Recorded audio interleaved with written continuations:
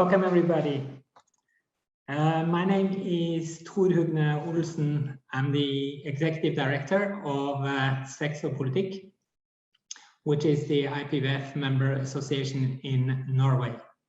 I'm very happy to welcome you to this roundtable ahead of our long discussions and writings and so on of our, I'm sure, very good strategy that we will end up with at the end of next year. I'm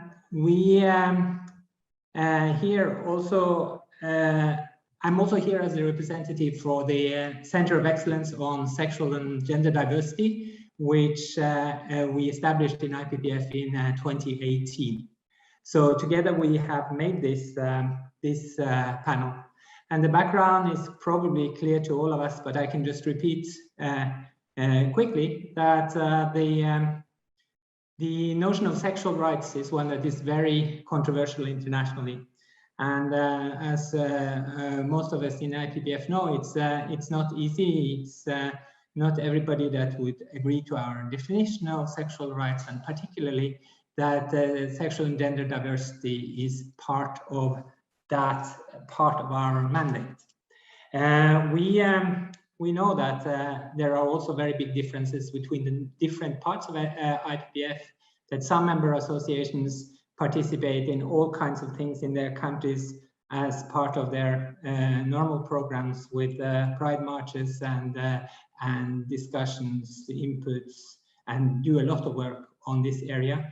And they are usually in an environment where everybody is celebrating pride, and in some countries it is not controversial at all. In Norway, the kindergartens arrange pride marches, and there is very little opposition to that. And we know that some have very little, and some even no programs at all in the area of sexuality and gender diversity. And many of them exist in countries with very hostile environments. So that's sort of the beauty and the challenge of the things that we are faced with, and that there are many things that should be done, and there are very different environments in which we operate and what we think we can do about it. So today we are having the first of actually of two panels that are more or less similar, but in very different time zones. So those that are in Oceania, Asia, Africa, parts of Europe will be happier to join us on the 9th of November when we are in a totally different time zone. But today we mainly have try to reach Americas and the Caribbean as well as Europe, and therefore our panels consist of people from these areas. And what we're trying to do is to have renowned LGBTI activists that can challenge us a bit on what we as an association should do in the coming period. And then we have representatives of member associations that have had solid programs in this area in the past. So I won't dwell any further, but move straight to our first panel, and that is all activists from both Caribbean, Latin America, and Europe that have good knowledge of IPPF and have interacted with us in the past, at least with member associations or also with the Secretariat, so they can give us an outsider's view with a little bit of an insider knowledge. The first one I'm going to call on is Florine, who has been one of the leading activists in Romania, and one of those who have started and fought some of the big battles that we've seen in Romania in the last few years. He has also had roles in our member association SEX in Romania. So maybe I will, no, not maybe, I will for sure start for you. So Florian, please go ahead. Hi everyone. I'd like to thanks Tor for this warm introduction. I'd like basically to use some local Romanian lessons from the recent campaigns we had in defeating the anti-gender opposition. And I guess that some of these lessons might be useful for a larger conversation. It was absolutely fundamental to work together as the LGBTI movement and also as members of IPPF in defeating basically the anti-LGBTI national referendum we were confronted with in 2018 in Romania. It was a very toxic referendum that could introduce discrimination based on sexual orientation in the heart of the Romanian constitution. The same type of collaboration between these two sectors were vital to defeat the legislation that basically tried to repeal the gender-related education at all levels in the educational system in Romania. So basically, at least to me, it's clear that our fight for defending rights is common, is intertwined, and should remain interconnected. If we want to be successful, it should be also clear that our ability to limit the impact of the anti-gender opposition can be indeed strengthened through a better connection to the LGBTI movement at the local level. I do know that IPPF is investing a lot into social mobilization, into creating new narrative to win hearts and minds. Well, in my mind, this type of human rights approach do indeed require flexible partnerships with the LGBT organizations. And I will use here the model I know, IPPF Europe, that might be a good example to demonstrate the good connections, the good work together with ILGA Europe as a way of defeating the anti-gender movement at European level. My assumption is that this kind of partnership can be used and replicated or multiplied at local level due to the common interest we share for advancing a human rights agenda for all. And actually, if we do speak about the anti-gender movement, we are seriously basically obliged to find ways to energize these both sectors to work together for the protection of adolescents' rights, including access to sexuality education, including access to safe abortion, access for health services for vulnerable groups, such as people living with HIV, women from disadvantaged groups, LGB and gender non-conforming people. This type of collaboration is the right way to respond effectively to the anti-gender movement, taking into consideration their global agenda that covers indeed all our priorities, but also their capacity to implement successfully this toxic agenda. And I will say in conclusion that defending family rights without discrimination based on sexual orientation and gender identity shows that we can take seriously human rights for all, not just as an ideal, but as a practice, as a praxis, but also family values for all in our daily work.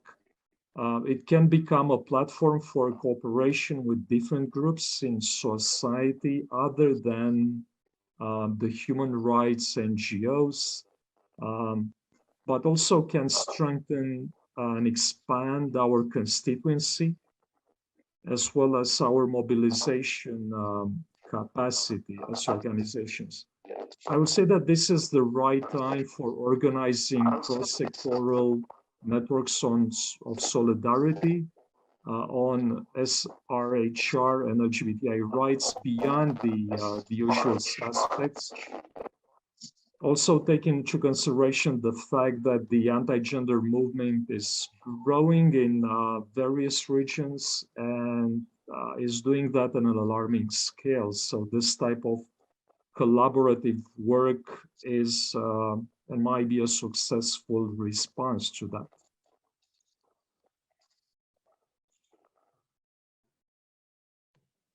Thank you. Thank you very much, Florine, for this intervention. Just to say that we are very much wanting comments and questions from the audience. So we will take the two next speakers on this panel, and then we'll open for comments and questions. And I'm sorry, there was some interference on my computer. I hope that I've gotten rid of it now, and that it won't come back. I've turned off the thing that I think caused it. And so we'll go to the second speaker. It's also possible for you to post questions in the chat if you think that that is easier. We will then proceed to our second speaker, who is Juan from Colombia.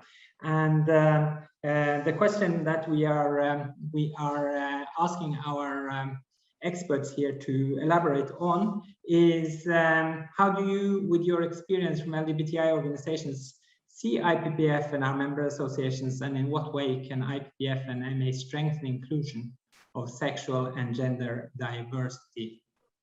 Juan, I leave it to you. Gracias. Bien. Como hombre trans, creo que hay... Man, there are various elements to your question. First, I want to say something about the rights of LGBTQ people. And these are subject to many social movements. These social movements have evolved very quickly, and the trans-masculine movement has been the slowest of all to gain ground. As a trans man, I've been active in governmental areas and in civil society, and it has been important to see how the public and private sector has become involved in the rights of LGBTQ people worldwide. However, I think we need to do something about greater inclusion for LGBTQ people in policies, plans, projects, and in any agenda we have at both national and international level. There's still many barriers to access when it comes to health for these communities, and this generates discrimination still throughout the LGBTQ community. Trans people, I think, are the most vulnerable here. I think medical staff still have to approve LGBTQ, and to recognize that we have autonomy over our bodies. I think that the recommendations that I would make as a trans person are some which I find are important to say and to perhaps include in our working program in the future. First of all, the diversity issue. So you can be transgender in many different ways. I think that there still is a giant taboo when it comes to what is normal, what is not normal, and transitioning, etc. Every person should be able to transition according to their own needs. And it's very relevant in social movements, both nationally and internationally and regionally. We should be able to map the social movements. We have the older ones, but the new ones that are emerging, and the leaders that we now have at national level and at regional level. We could perhaps centralize that sort of leadership. But soon we will identify new needs in the people involved in social movement. I think it's also important that trans people exercise self-care. This has to do with the antitrust feeling that we have with service providers. Trans people don't have that much access to medical services because we have no trust the medical staff. We don't find that they treat us in a humane way, and nor do we find real responses to our problems as trans people. So self-care is important for the trans community, and we have to build that trust up again between service providers and trans people. I think it's also very urgent to make transitioning easier for trans people. I think that this is worldwide. You can't think that just by a mere diagnosis, we can transition. It's something that the service providers have to help us with. So we have to go from discourse to a real discourse on the human rights of people. It is also pressing to create spaces so that trans people can participate in their own healthcare. We must listen to what they have to say. And that links up to the lack of trust that there is, which I mentioned earlier, which we must build up again. And my final recommendation would be the sexual and reproductive health and rights of trans people. That should be a priority. I think in both national and international agendas, it should be very high up there, just as abortion is. A piece of research was carried out on this issue very recently. And the result of that research is that there are many barriers in Colombia when it comes to access to healthcare, and especially as regards sexual and reproductive health and rights, especially trans people. There are many reasons, but some stand out. There's discrimination on the basis of sexual orientation of people.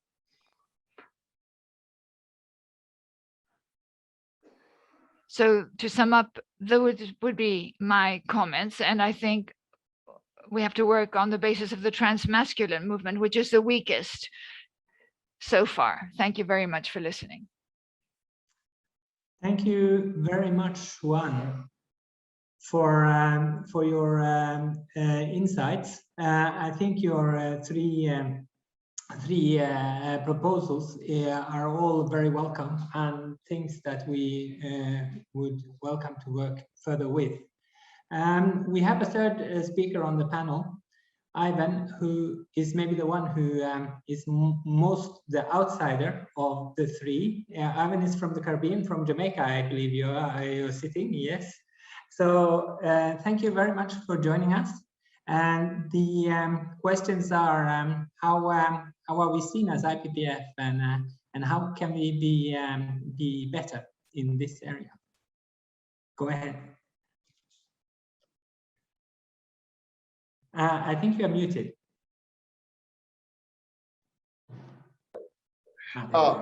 Still trying to get in on this Zoom thing after such a long time. All right, but I was just saying thanks very much for the opportunity to share some insight with you guys and to participate in this conversation. So certainly I'm in Jamaica, but we work in the Caribbean. So I'm going to share a little bit of perspective about how IPPF is seen in the Caribbean, and then make some recommendations. So from a Caribbean perspective, I think IPPF is a well-recognized and acknowledged entity throughout the region around sexual reproductive rights. On the issue though around sexual diversity and gender inclusion, I don't think IPPF is as recognized as perhaps it could be, and perhaps it is in some other areas. IPPF is well known for its work on human rights, and I think one alluded to that earlier on, and issues around some of the sexual rights issues that affect women, particularly around abortion and providing clinical services for sexual reproductive health for women. Less so for the LGBTI community. So where we do have, however, some very positive stories about IPPF member organizations, collaboration with LGBTI organizations, what we see is there is a significant effort on the part of individuals to engage. So I'm thinking about entities like FPAT in Trinidad that has been instrumental in collaborating on the Coalition for Sexual Inclusion and Gender Diversity program that they had in Trinidad. We also saw work in Jamaica where the Family Planning Association collaborated with some entities, including LGBT entities, around pushing forward comprehensive sexuality education agendas. But on a whole, I think the issue is that IPPF in this region needs to perhaps be a little bit bolder in how it embraces and take on the sexual diversity and gender inclusion agenda. And so I have a couple recommendations that I think I want to make to the group. One is, I think throughout IPPF, there needs to be built a culture of reflective of sexual and gender diversity. And that for me would be sort of, how do you link your programmatic outcomes to the sexual diversity and gender inclusion agenda? So they need to be very explicitly articulated in your outcome statements. So that's the first thing that I would suggest. And that can also be manifested in the type of programs that you pivot and you position IPPF to take on. So just like IPPF is a very strong advocate on issues around abortion and issues around women's reproductive rights, IPPF also need to be as strong and vocal on taking on the issues around sexual diversity and gender inclusion. That's not something that I think IPPF is as strong on, but it's something that you need to be very explicit in your framework and how you articulate that, because you want people to understand that this is a part of your agenda and your program of work. So that's the first thing. I think the second thing is just around how you do your advocacy and your messaging. And that would be linked to the common understandings and principles that underpin the work of IPPF. I think IPPF has been very strong in its messaging and advocacy around the issues that it has embraced very well.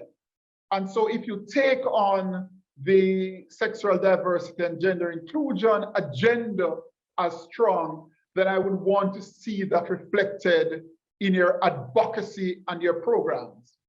The other piece that I think would be important is that, as I said, in our region, one of the things that has occurred is that the extent to which member organizations embrace the sexual diversity agenda is tied to individuals and how those individuals themselves view the issues.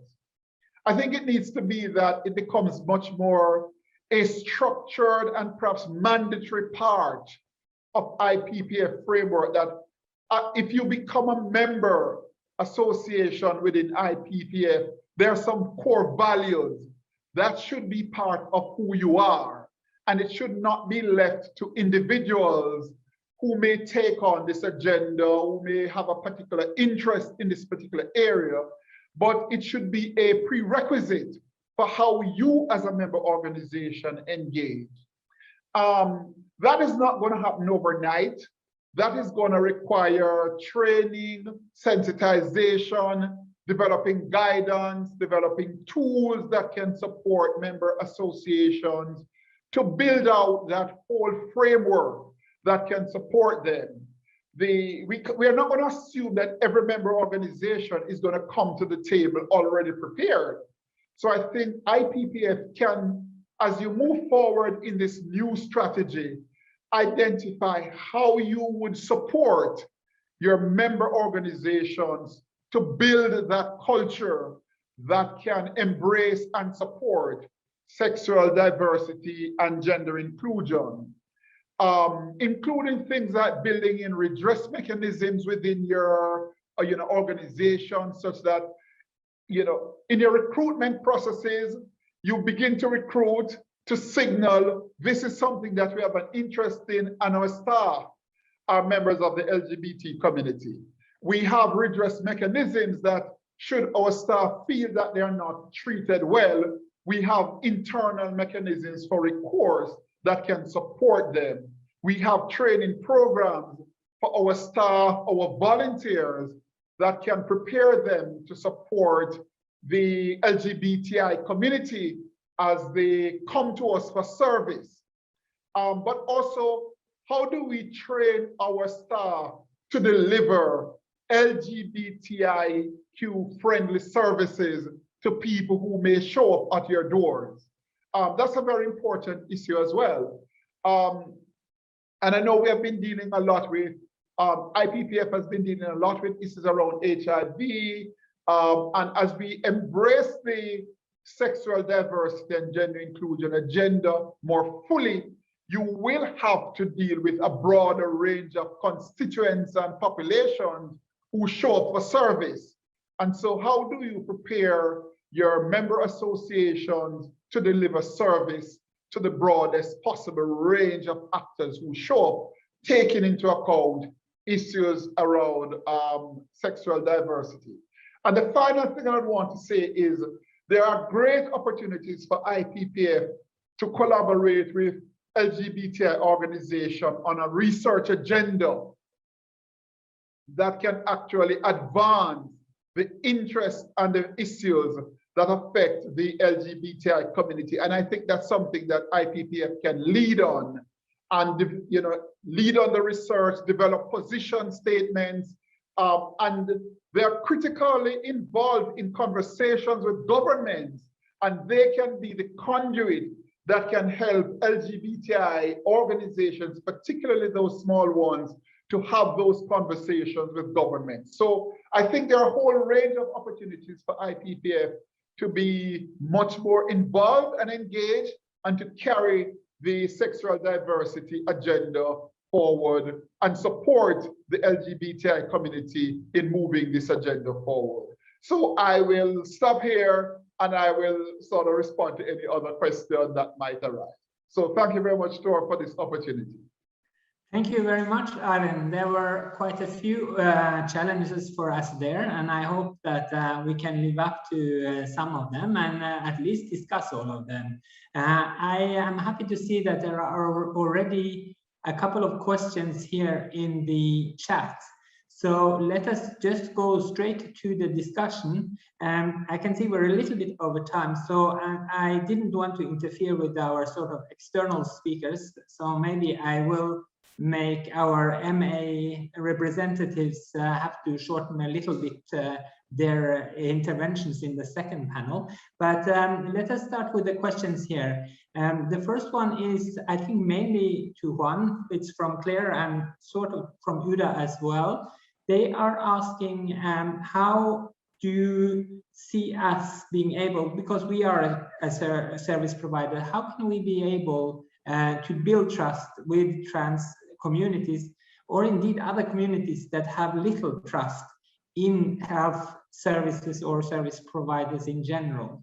I think if Florine and Ivan want to come in shortly after Juan on that question, that is fine as well. But Juan, please go ahead. Thank you. Well, I think that, as I mentioned beforehand, the best way to reestablish the trust is making sure trans people participate in health platforms, because they're not open to the trans community. So if we can incentivize their participation, that's a good way to do it. And then also looking back at the diagnosis that already exists and that have been carried out by the social movement, who are, because they are the people who are aware of the needs of trans people.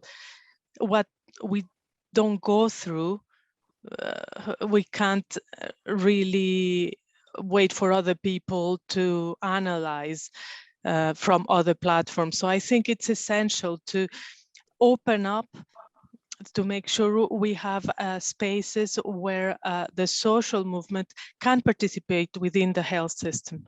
Thank you.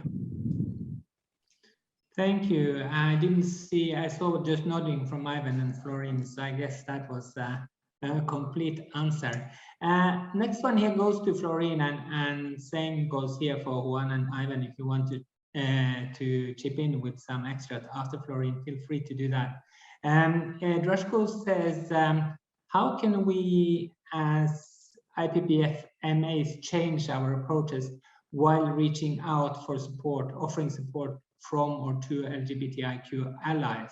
And on which basic principles should an effective SRHR / LGBTQI and other non-usual suspects quotes be based on? Well, I guess that we need, as IPPF family members, to intentionally allocate a safe space for engaging LGBTI people into this conversation. It's a common fight, it's a common effort. So I'm quite sure that if there is a structural intention to use the expression used by Ivan among us, the LGBT organizations will join such conversation, which is, I will say, strategic. It's true that we still need to educate our staff and volunteers and members on a number of LGBTI issues. This information is still very limited among many members of IPPF family. Let's be frank about. And that's very important if we'd like to speak up the same language, if we really want to come up with common advocacy plans for tackling common issues. But also, I think we can be strategic in advance and try to occupy the academic space together. This is a lab. This is a hub that we need to enter into and allocate time and resource for educating the new generations in so many countries, at least in my region. We still need to engage public intellectuals on our side. We still need to engage students on our side. So create a common plan to occupy this academic space on longer time might be strategic for educating our human rights resources and our allies. These are very few points I would like to use into this conversation at this moment. Thank you. Thank you, Florian. Yeah, no, I don't see anyone else from our panel. So we're moving to the comments to Ivan. I'm not sure that this is a question or more a comment. Maybe, well, there is a small part of it is a question.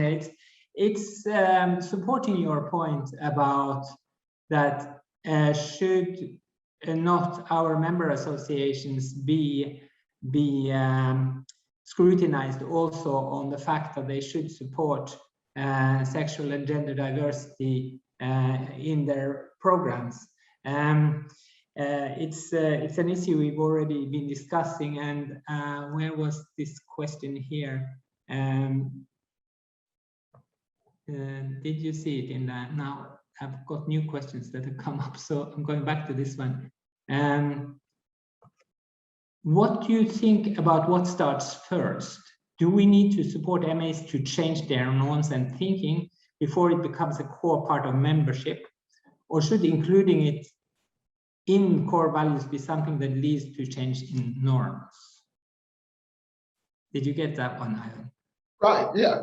So I think it has to be a sort of dynamic situation. I don't think it is one or the other, because I think member or associations, they have very, very good intentions and they're doing very good work. And so you would not want to make it necessarily a prerequisite for entry, but certainly it has to be part of what they think through as they enter and sort of grow within the IPPF family. And some of it is that they will need support to do that.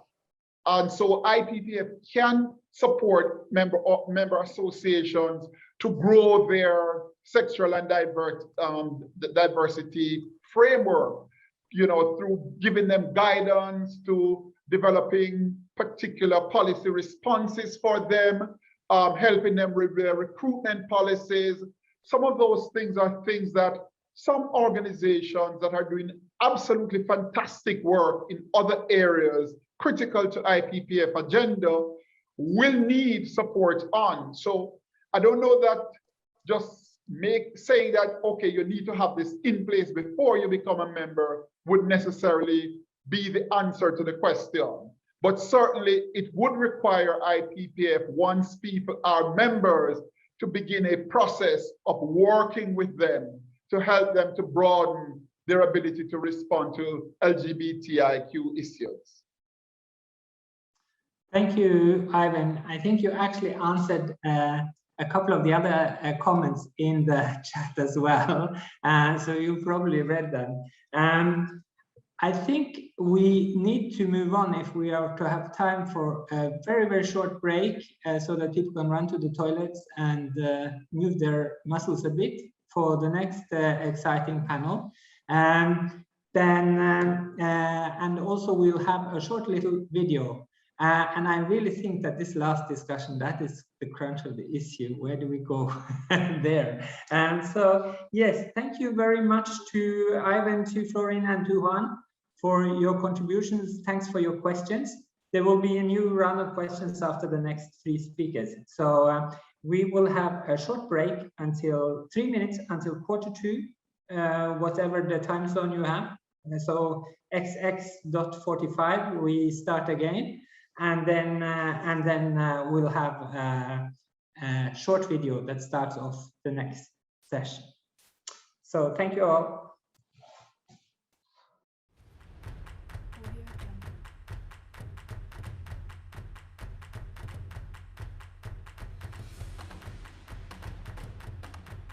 Existe un lugar donde las diferencias te hacen único. Donde amar no es un delito.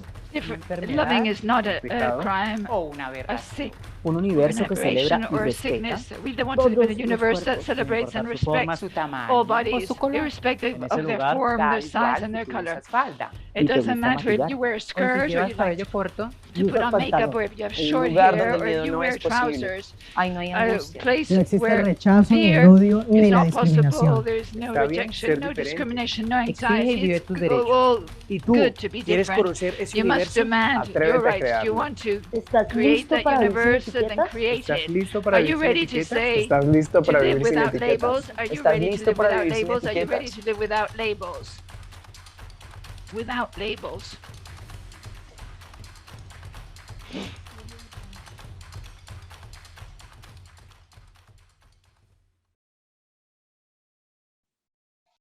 Welcome back, everybody, and thank you to Pro Familia Colombia for sharing this video with us. I think it had a lot of interesting questions that that can be challenging, but which we need answers to.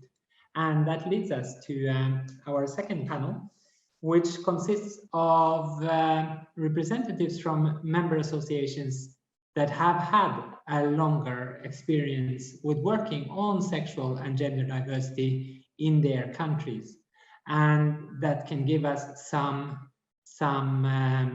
share some of their experiences. And we saw from the end of the last round support from several people. It was clear and Uda to a notion that we must work especially on this at MA level. And then again, maybe there was a little bit of feedback in one of the comments. Was it Reina that said that we have different environments, and that means that we have different possibilities to act. But at least what we can do is to share some of the experiences from countries that are not necessarily hyper positive or hyper easy political environments, but which have still done amazing work in this field. So we have invited 3 representatives, and I think we can start with Martha from Pro Familia in Colombia, and for her to share some of the work that they've been doing there. The floor is yours, Martha.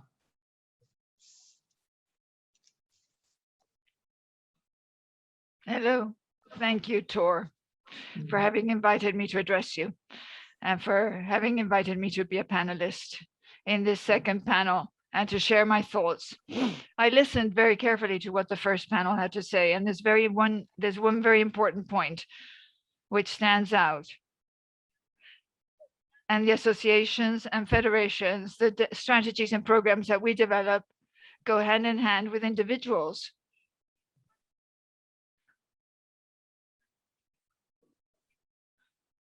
Because in the case of Pro Familia, began with one group of persons who said, look, we are service providers, health service providers are quite important in Colombia, but we are also carrying out advocacy work. In advocacy, we have to defend the LGBTQI population's rights, but that must be reflected in our clinics and in the services we provide, the health services we provide. I think that the work started by generating that awareness of the problem, of what we're saying as an organization, what we're actually doing, and how what we say is reflected in the work we do. So first of all, I think that the first step is to create that awareness, that visibility, make it a priority. And when we say we're going to take ownership of a differential viewpoint in the matter of gender, what does that involve? So where are we going? What is our goal? What is the situation at the moment? And what do we want it to be in the future?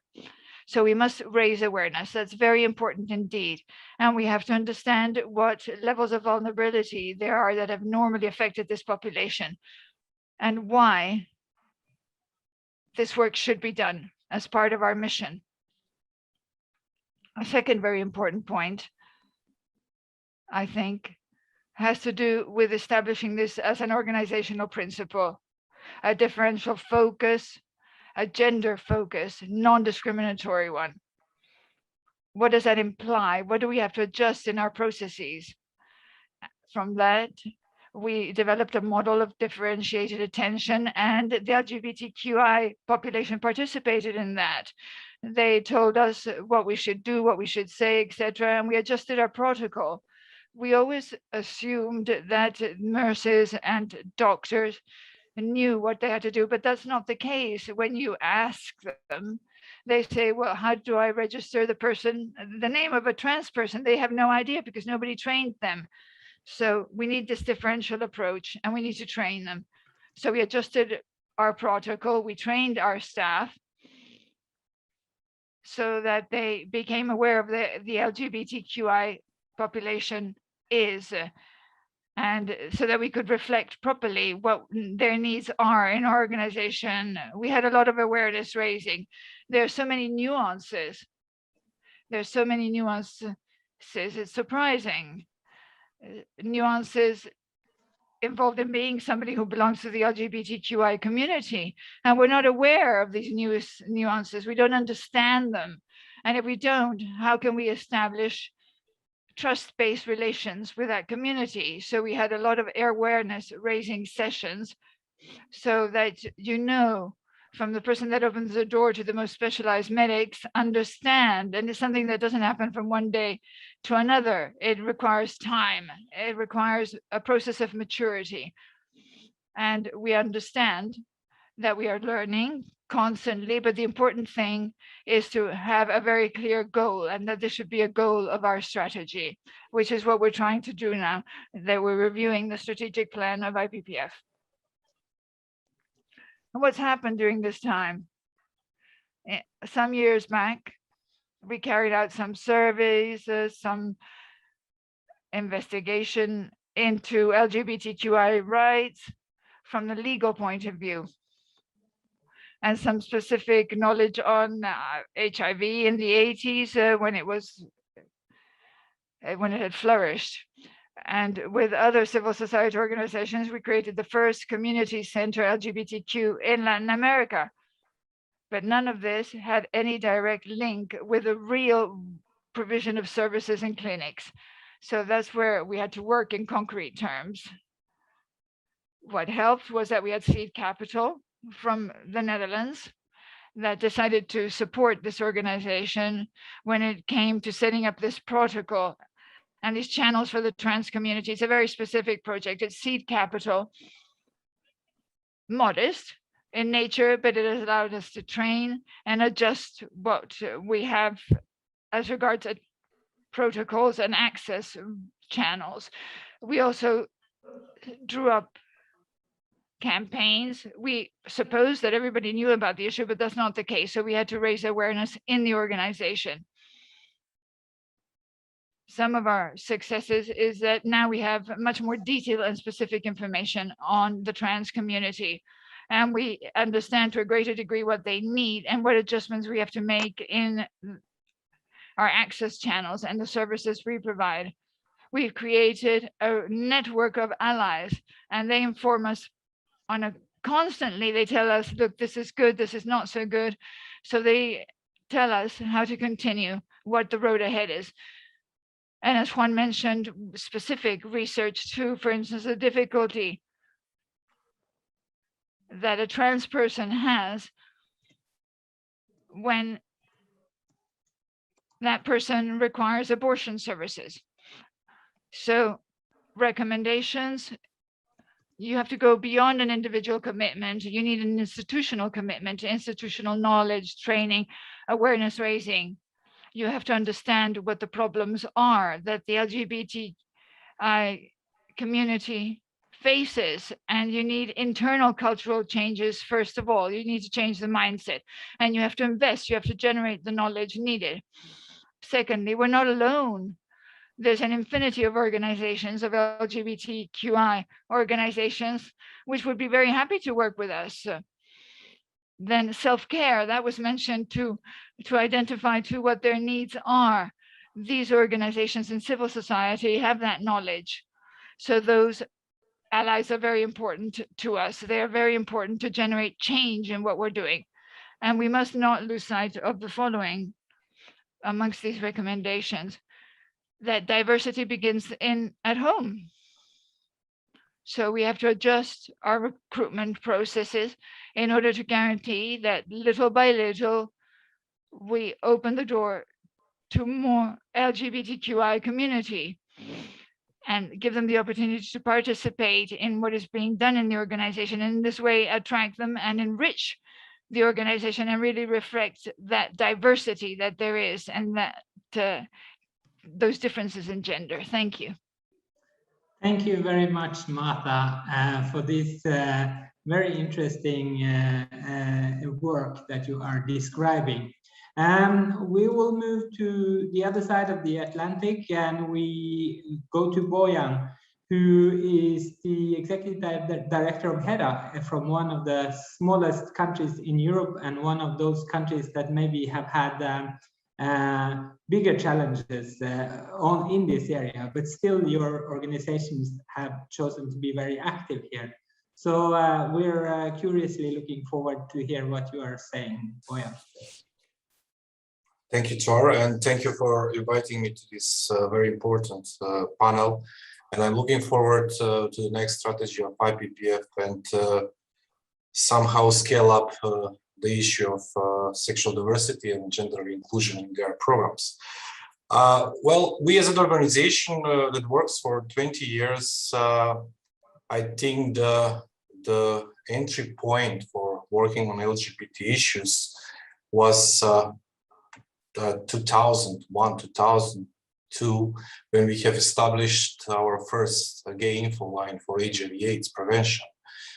So I think that one of the crucial aspects here is to involve the community, to involve the individuals that belongs to this group in order they to start to create the program. This is how it has been created, the community itself, because when we have been established as an HIV organization, and the LGBT, especially men having sex with men, was the most vulnerable group in regards to HIV.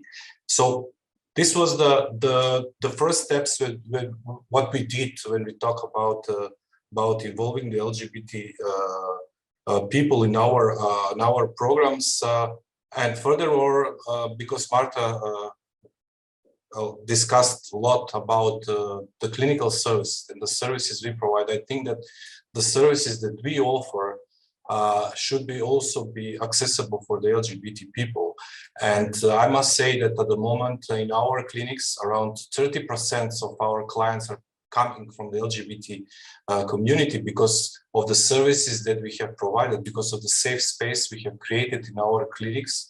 And this goes hand by hand with all these our efforts in the past, from sensitizing doctors, providers, providing trainers about different needs of the LGBT communities, and that makes us at the moment the organization that it's number one in Macedonia that provides HIV testing for gay men, bisexual men having sex with men in general.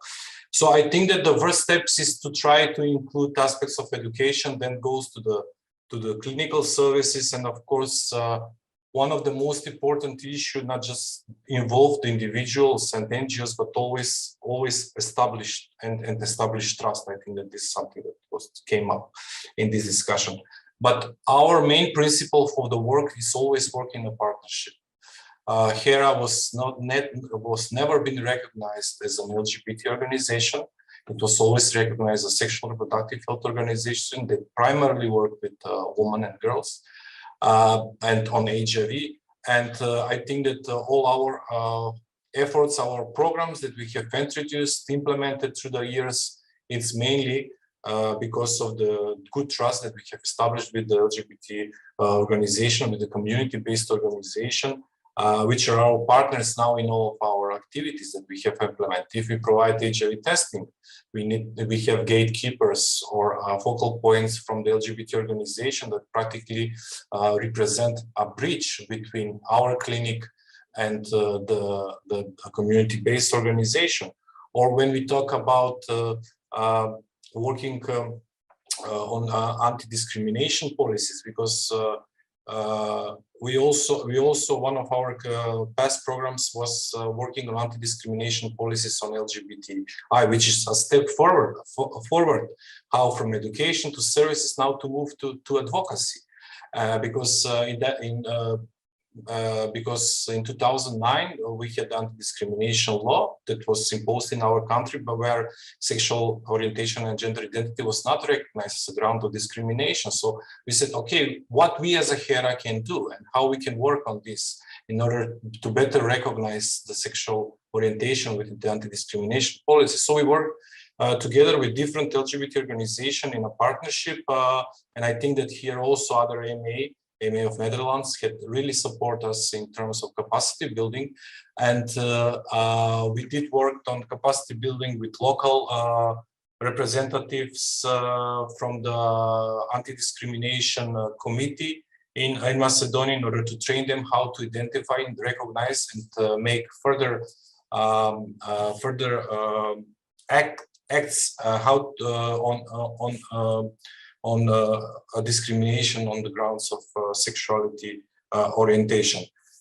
And I think that what is very important for us, and I think this is something that we do in the last 5 years, is practically to include the component of diversity within the comprehensive sexuality education, which was not the case at the beginning of our sexuality education program. And I think that many of the ME could see this as a potential, how to include the model of diversity, I mean sexual diversity, including the LGBT, as something that they can work on further.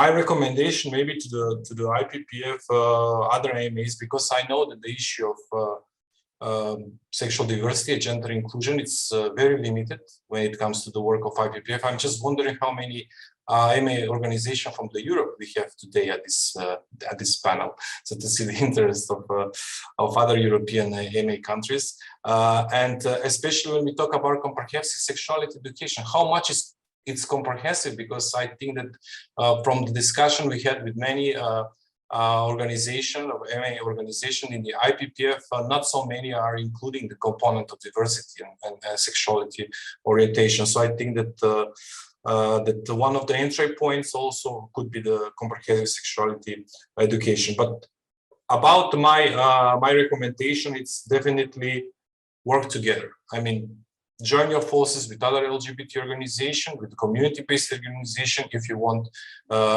to upgrade your inclusion into different programs, different activities when it comes to sexual diversity.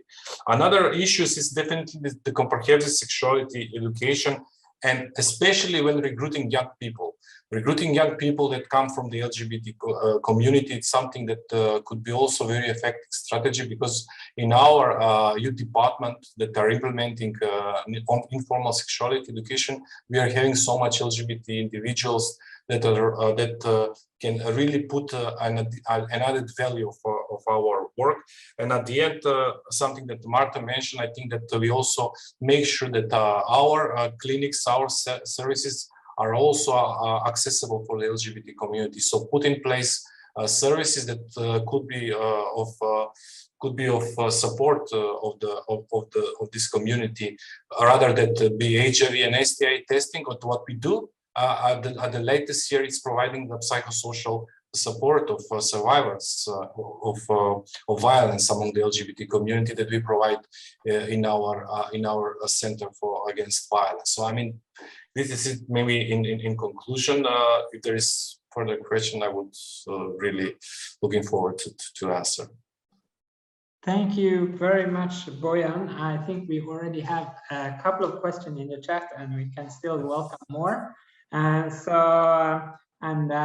You did also hint at the curiosity and how many were listening and from where. I'm not sure if the service provider to this conversation can maybe provide those figures in the chat if they have them. Brandy, you are next from the Caribbean, from Trinidad and Tobago. We look very much forward. You are in a country which has not gotten rid of all its legal things that prevent LGBT people from living their lives. So how is it to work in such an environment? Brandon, please go ahead. Thank you all for having me. I must say it is a pleasure to share, because I have been doing work with FPAD since 2006, and also understanding what IPPF wants for Trinidad and Tobago, and also for the Caribbean, and to also include trans women in terms of access and services. And, for us to be our authentic selves and understanding what our needs are. First, we have envisioned support services to provide a safe space for members of the trans community, including those who engage in sex work and those who are low threshold groups that is necessitating basic psychosocial needs, and to also include not only limited to food, clothing, and shelter, but there's a lot more conversation that is happening. Hormone replacement therapy, we need more interventions with doctors and nurses, and a space where we can have these kind of conversations to facilitate and access services. Comprehensive personalized counseling that includes group sessions, sexually transmitted infection, HIV testing, and HRCs. These are the conversations that we envision, that the support that is needed. FPAD, Trinidad and Tobago Family Planning have been doing a really fantastic job over the years, and also collaborating with IPPF over the years in developing programs that support the trans community and members of the LGBTI community in the past. But I think moving forward in terms of the gender diversity, the education is supposed to be out there in terms of gender marks, and all that is needed, because we want to be, our laws is not in place for us as trans women to present our national IDs and stuff like that. So we have a lot of work to do in terms of sensitization and training, and using the platform, IPPF platform, could be one of the ways to bring that technical support, and also to bring the capacity development to, engage with government and policymakers, to have this kind of conversation and to talk about the need of it in terms of, not just with Trinidad and Tobago, but the Caribbean region, the English-speaking Caribbean, because the Latin American countries have been going ahead, they have done a lot of work in terms of gender mark and gender identities. And we need to be in these same spaces. And I want to make sure that, we understand that we're on the same page, and the challenge is the same way wherever we go, wherever trans women existed. The stigma and discrimination is still the same. The violence is still the same, because we have been having, at least one reported trans murder nearly every year. And, it is one that is documented, and it shouldn't be none. We shouldn't have trans women being murdered, and also members of the LGBTI community. We have been having documentations of the community members have been murdered. These documentation, these are real, and the information is out there. And we need to engage more in terms of education and communication to advocate and to promote the development for the protection of human rights through policies, guidelines, and procedures. I think with having IPPF being visible and, to give that the technical support, I think, honestly, to build that capacity, we would have the opportunity to have more conversation, and would have it, the strength in education in terms of support. There's a lot of disconnection in where support lies. And over the years, we have had funding coming into the country, funding trans women, but never really understanding, what the needs are, because we have to, most of the time the funding come, okay, it's just for HIV, or it's just for this, or it's just for that. We trans women, we are at a space where now we are looking for a lot more. We're looking to have more communication and more support, because the issues in terms of protection, once you identify to come from a group, the Equal Opportunities Commission does not protect you. You're protected as a citizen, but you're not protected when you decide to be, well, I am coming from, I represent the trans community. There's no, that you're not protected, you know.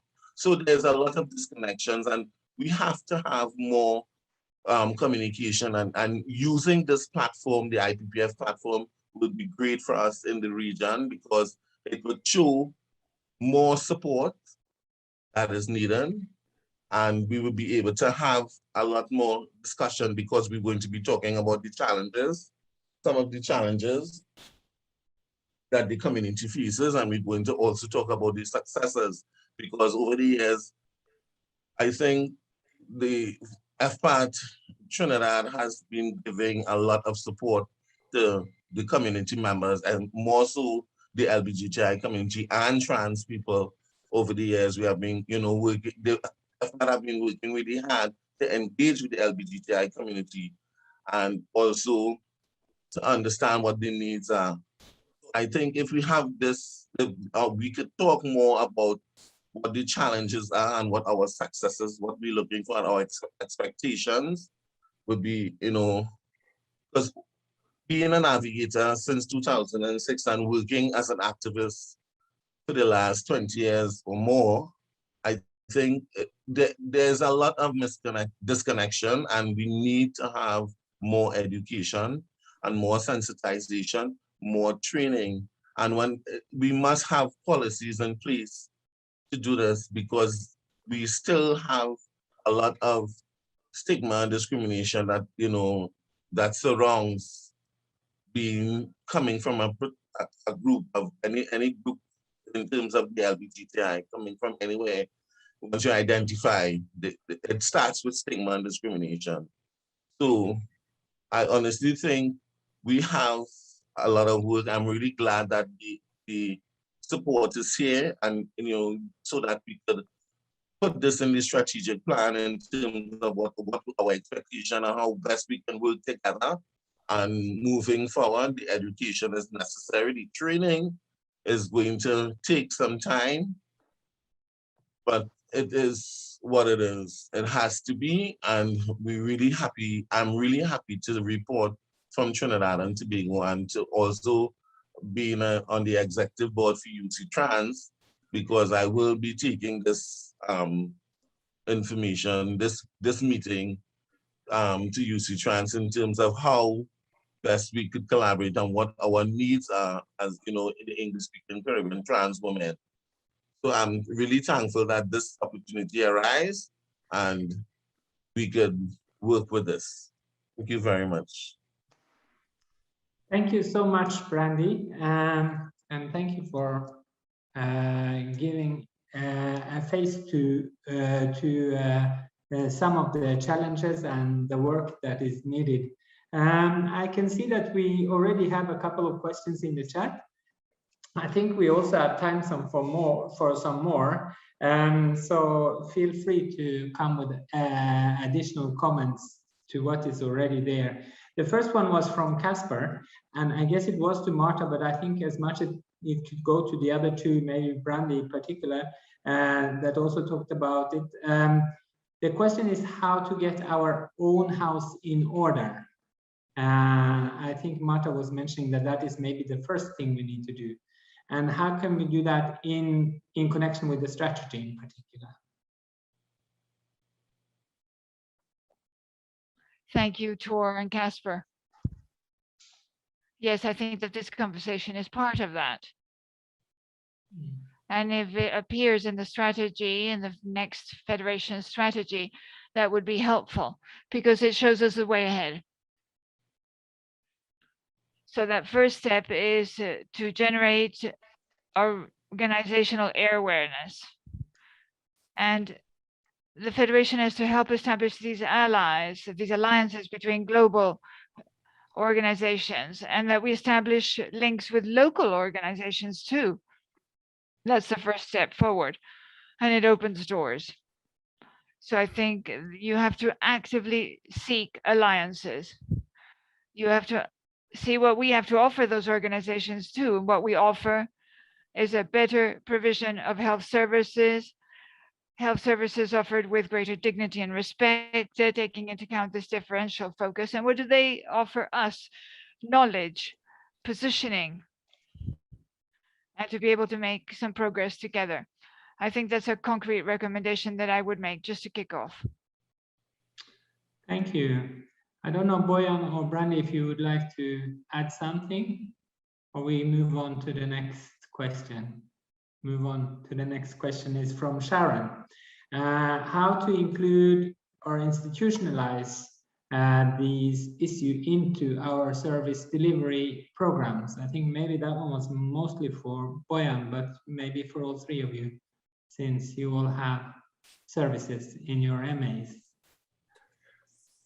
Well, I think that, thank you for the question. I think that the one thing that should be done here is at the beginning, do the assessment, the need assessment among the LGBT community about the services they need and support.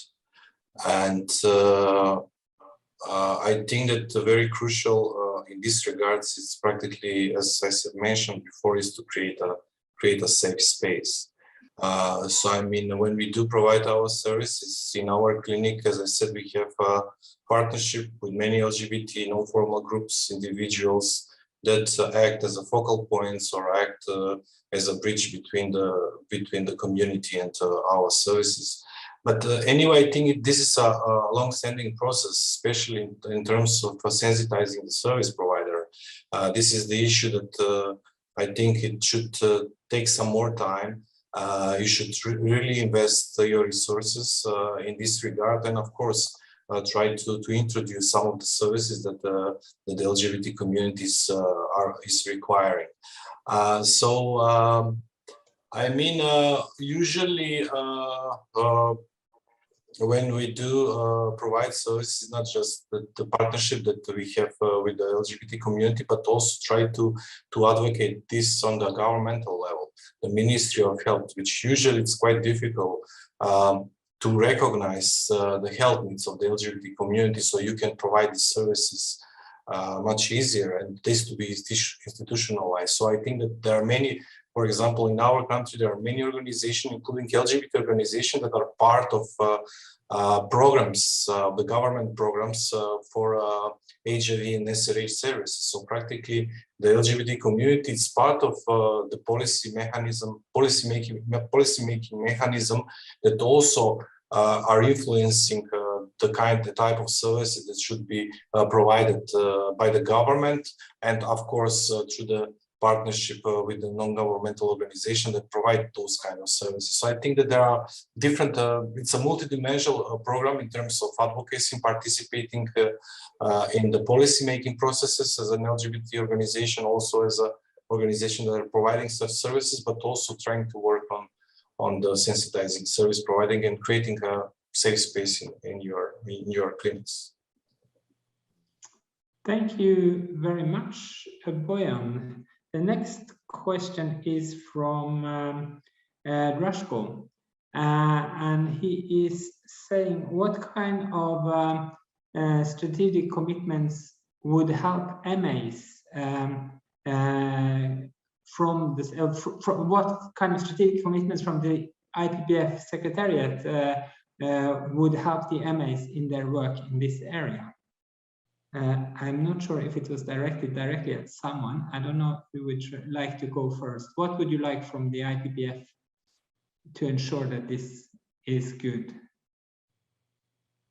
Can I put that on Brandy?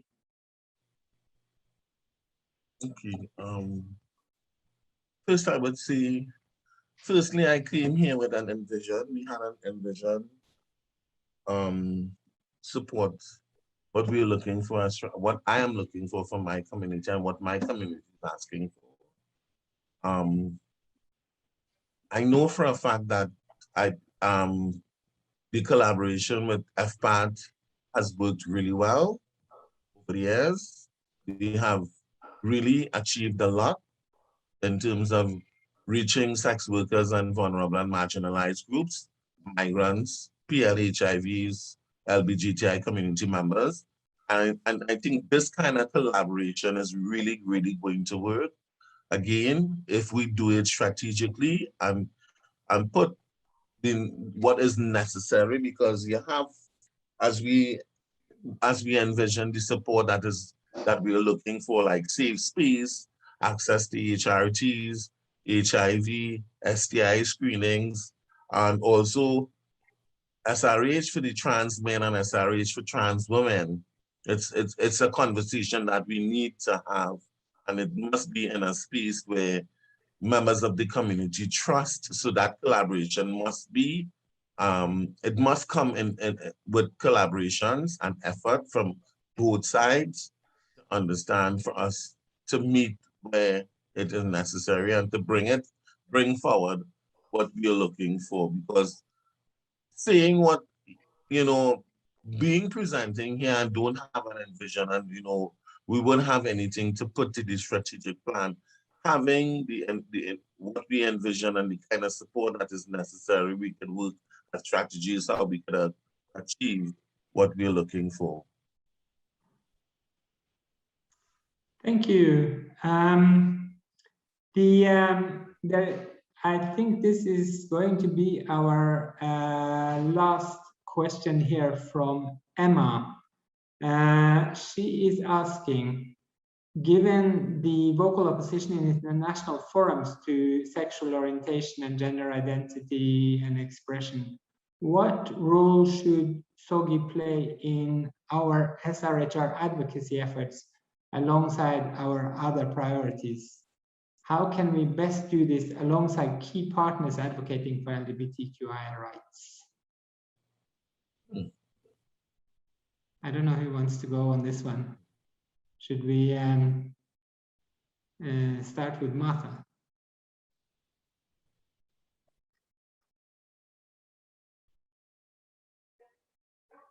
As I said at the outset, I think that one of the tools that we have in order to do proper advocacy is evidence. And I mention evidence because I think in the majority of our countries, we have a series of case law and treaties that establish that rights are for everyone. We always use that information, evidence then, in order to see what the vulnerabilities are and what the conditions that most affect this population are, in order to raise awareness and to create that awareness amongst everyone. It's something which helps us independently, whether I agree or not, or whether the audience agrees or not. One must understand that they have rights to what everybody else has rights, and to proper health services with respect and dignity, a health service that understands the differences between us. Thank you, Martha. If I can add from the UN work that we've done already, it's clear that this is an area where we've already done some work.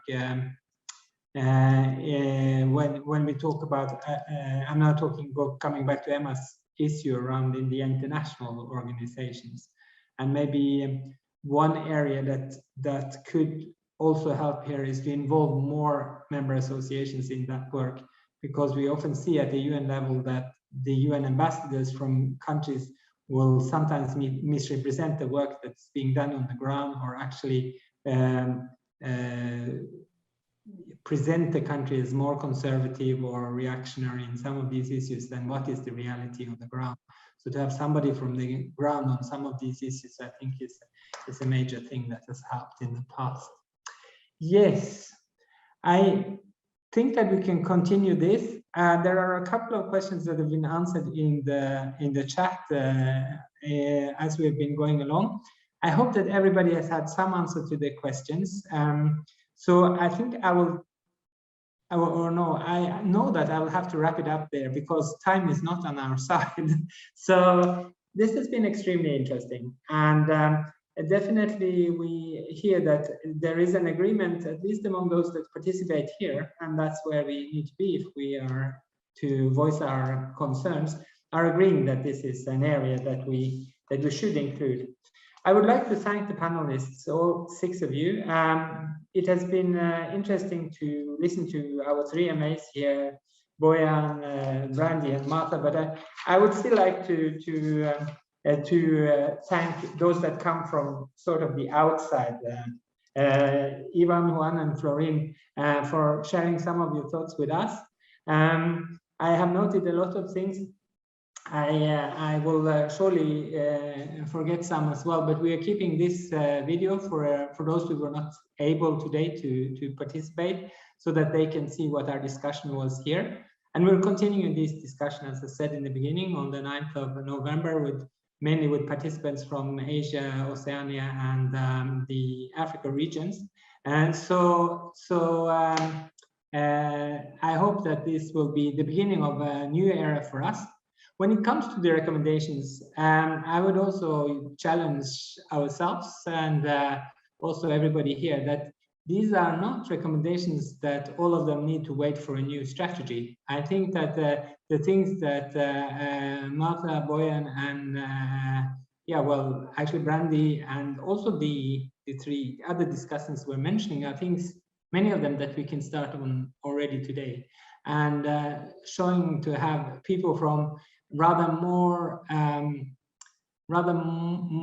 challenging political environments. I think you shouldn't judge countries or set countries up against each other, but I guess Ivan is the one here with possibly the most challenging environment around him, and still we do a lot of strong work. So I would say thank you very much to everybody. I hope that this has been as inspiring for all of you as it has been to me, and that we all continue to have this work in the back of our minds, and especially how can we make sure that this is part of our work going forward in the new strategy, and even from right now.